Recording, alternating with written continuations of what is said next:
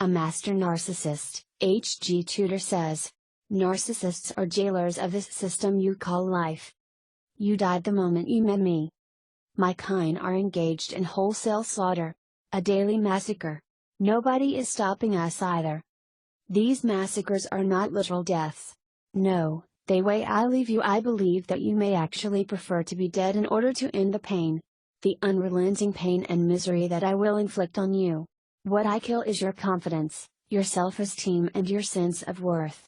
I annihilate your finances, obliterate your friendships, shred your sanity and drive an icy cold dagger through your very being. You see, people like you pride yourselves on being honest, decent and understanding. That's what makes you so attractive to me. That's what makes the killing all the more complete. You may think that I am an awful human being and that I revel in the consequences of my behavior. For some of my kind that is right and for others it is not. Some of my kind have no awareness of what they and believe that what they do just has to be done. Others of my kind know exactly what we do. I am not concerned about how you feel. I have no interest in your reaction to what I do. All I am focused on is what your emotional reaction does for me. People are stupid. They need everything to be labeled, to be categorized and pigeonholed. They need great big flashing neon signs telling them what people are, as they are too idiotic or lazy to try and work it out for themselves. See the man in a dirty raincoat with unkempt hair that hangs around the children's playground? He is a child molester.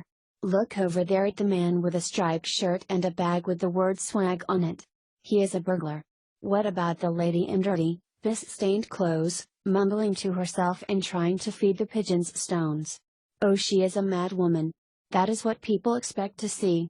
Ask anybody to draw a picture of a murderer and 99 times out of 100, they will draw a crazed-looking man, dressed in black, carrying a knife or a gun. They won't sketch their spouse or their relative. Ask a person where they will most find a rapist and they will answer that he will be lurking behind a bush near the subway ready to leap out on some stranger. What they won't do is point at their boyfriend sat next to them watching television. And that is where the problem lies. You expect to be able to recognize those that will cause you harm in such an obvious manner. It isn't like that. There is a reason that those dangerous people are able to hurt in the way that they do. It is because they are all around you. They are sat next to you in your car. They stand with you at the water cooler or in the lift. They talk to you at the school gates or serve you your daily coffee. They permeate society. That is what makes them so effective. The ability to blend in and hide in plain sight. How many times have you heard the neighbor interviewed about the horrific murder of a family by the father, say, "He always seemed so friendly and happy."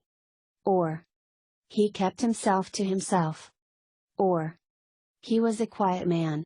I never thought he had it in him." Or my favorite, "You don't expect these things to happen here, do you? You always think it couldn't happen here." These people appear as innocuous as they are so ordinary and fit with their surroundings. They have masked what lurks beneath. These people, the drug dealers, the killers and the abusers, were ordinary. They were themselves and they made no attempt to hide or be different. This is what makes me so dangerous. I make a conscious attempt to blend in with those around me. I am a shapeshifter. I take on the characteristics of my victims, mirroring what they love and enjoy. I become what you want me to be. You have always wanted to meet the successful business owner. I am he. How about the well-read bookish fellow who enjoys the theater and some amateur dramatics? I can be him as well. You just love people who have traveled extensively? Let me tell you all about my year-long world tour. Rock nut? Done. Singer? Dreamy fossil what he do? Family man? No problem.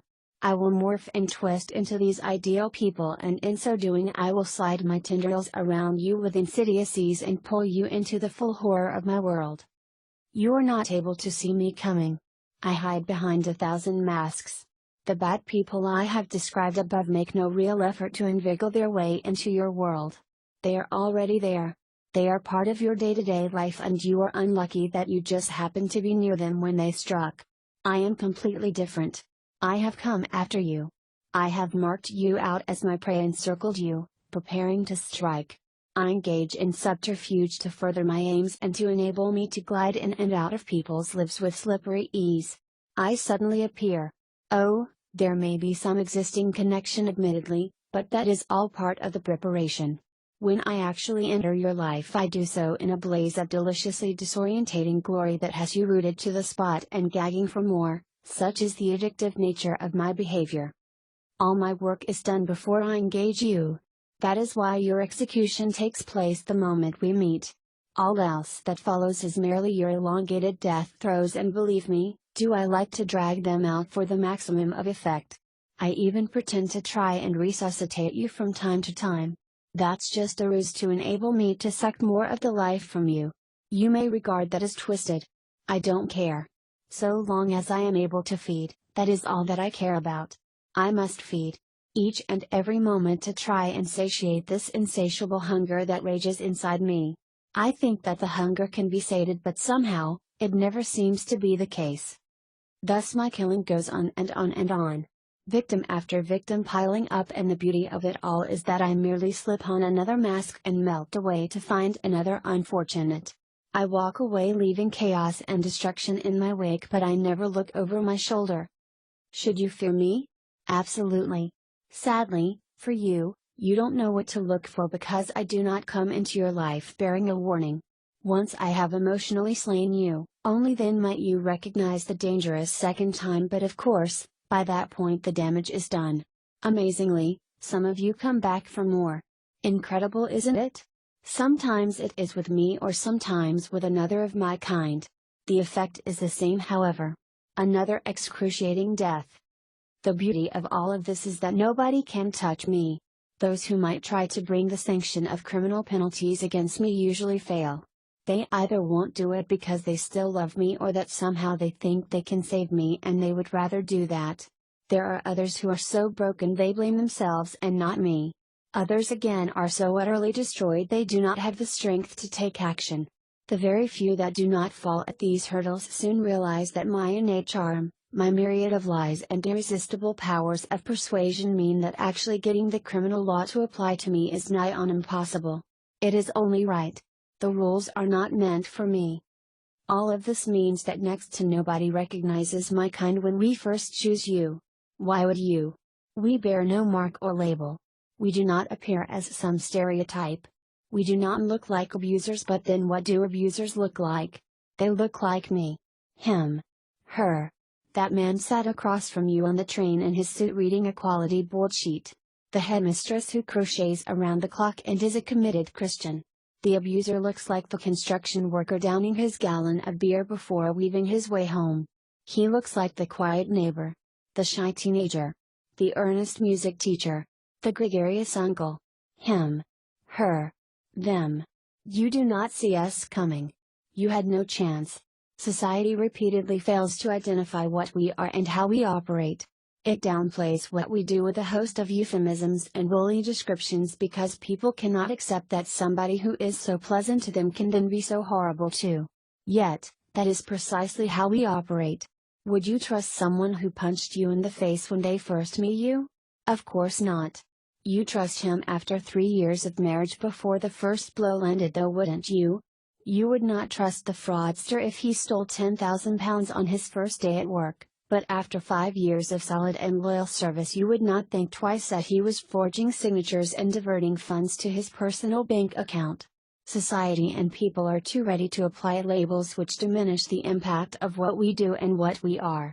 You can attest to the horrendous damage that we do. You know better than anybody else of the impact that we have, and yet you have to listen to people talking about how he is misunderstood, under pressure, not normally like that, must have been provoked. These well-intentioned people cause considerable damage as the ignorant apologists for the carnage we unleash. Now you know what we are, you can identify us with ease. You can now think back to all the people you have interacted with, and now you see us as if we have been daubed in bright red paint. Your colleague at work, the difficult customer, your mother, your brother, that friend who upset you 1 week and then fawned over you the next, the lovers, the celebrities, the politicians, More and more of us are identified by you, and yet still we are able to do what we want and move on to the next unsuspecting victim. Society does not identify us. Society does not understand what we are. Society is utterly ineffective in tackling us. Our numbers are growing and our devastating impact on the lives of all those we entangle, and it is never just the one person, is it, grows, but what is being done? Do the politicians know us, save when they look in the mirror? Do the police officers understand what we are? The nurses? The social workers? The judges? The court-appointed psychiatrist? The jury? The neighbors? The teachers? The local government officials? All those who might be able to do something to address what we are rarely know what we are, leading to greater frustration for you and the continued advancement of our agendas. Nobody is stopping us. What are you going to do about it?